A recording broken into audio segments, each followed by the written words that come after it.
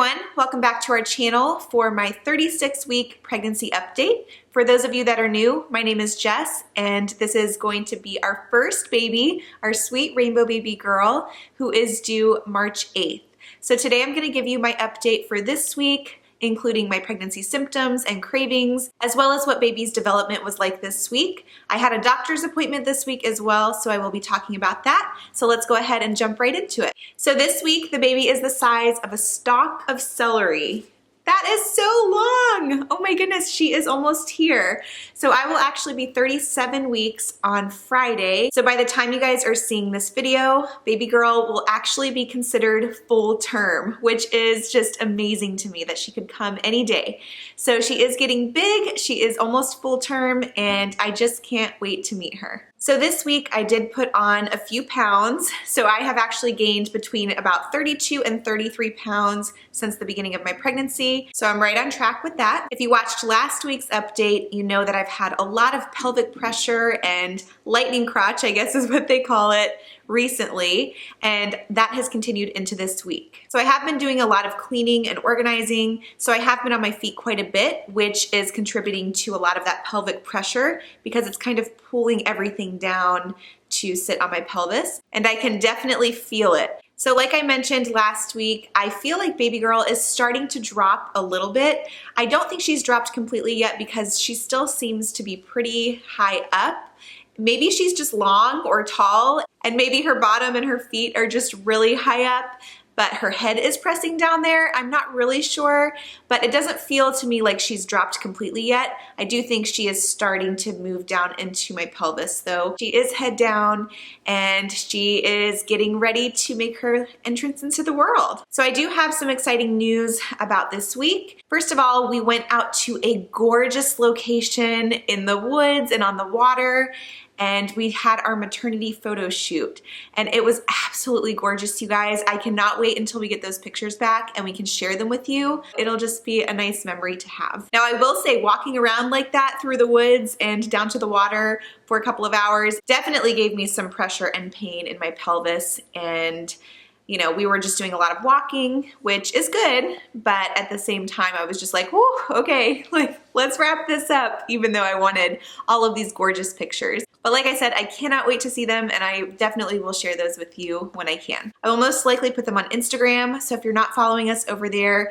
definitely go follow us at the Nichols Nook on Instagram, and that way you can receive updates right away. So as far as symptoms go, other than the pelvic pressure, I really haven't had any other symptoms this week. I've had more energy, I've been sleeping better, and I've felt really good. So the only other thing I guess I can think of is that there were a couple of times where I was short of breath, which is another reason that I think she's still up high, that she still is kind of kicking or pushing up into my lungs, and then a little bit of heartburn as well. So that's another reason that I think that she is still kind of up high in the uterus and not completely dropped down yet. And you'll see that my belly just kind of looks higher up still. So other than that, I haven't really had any other symptoms. And as far as cravings go, I've really been loving a lot of chips and crackers and French fries this week. I know, not good, not healthy, but at the same time, my doctor, she was just like, hey, are you enjoying it?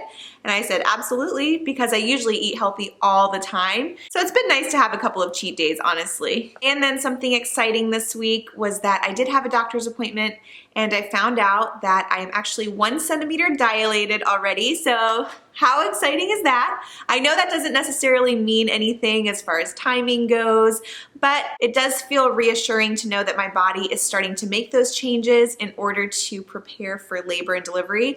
And that's just something exciting to me, that my body knows what to do and that it knows she's coming soon. So it just is making it a little bit more real for me now that my cervix is starting to dilate and get ready for baby girl to be here. And then while I was at that doctor's appointment as well, my doctor measured the fundal height, and I'm measuring right on track now. For the past 3 appointments, I have been measuring small, and they've had to check the fluid levels every time in an ultrasound. But this time, I'm actually measuring right on track. But honestly, I think it was because of all of those French fries. Who knows? So anyway, I'm measuring right on track, so that's good news.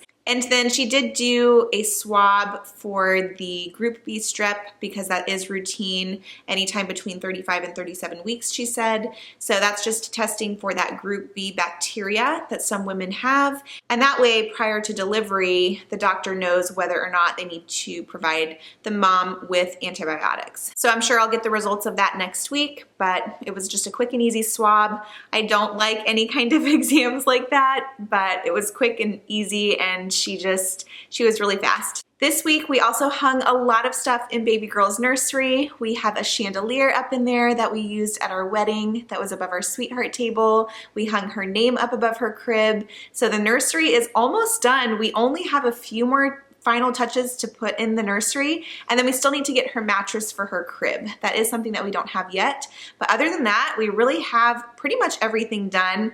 So I'm excited to do a nursery tour for you guys. I haven't decided if I want to do it before she's born or if I want to wait until right after she's born so that she can be in that video with me. It also depends when I go into labor, because if I go past my due date, I'll probably have some extra time and I may just do it at that time. But if she comes early, I obviously won't have the time to get that out to you guys because I want to share with you some other things prior to the birth. So that's pretty much it for week 36. It's been a pretty easygoing week, honestly. So I'm gonna jump over to my Ovia app now and let you guys know what baby's development was like this week. So it says that her organ systems are basically developed and operational, except for the digestive system. So once she starts breastfeeding or eating outside of the womb, then that's when her digestive system will become fully developed. So that is something that is just gonna happen after she's born. And then it really just says that because she is almost full term,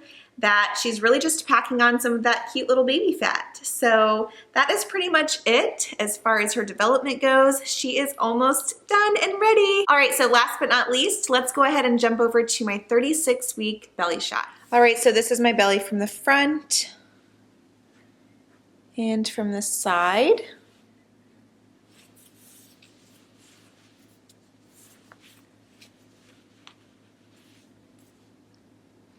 And this week, like I said, I am measuring right on track for 36 weeks.